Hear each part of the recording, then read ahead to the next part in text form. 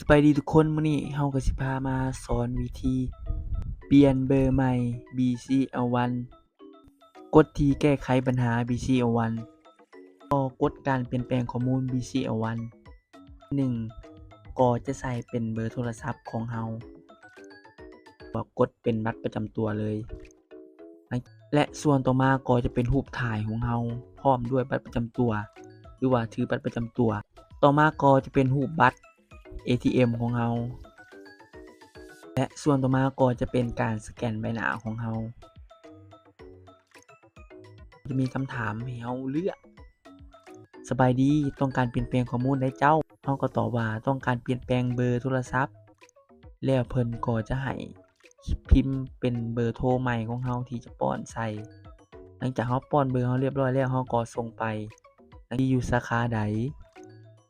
ตัวหนังสือสีเขียว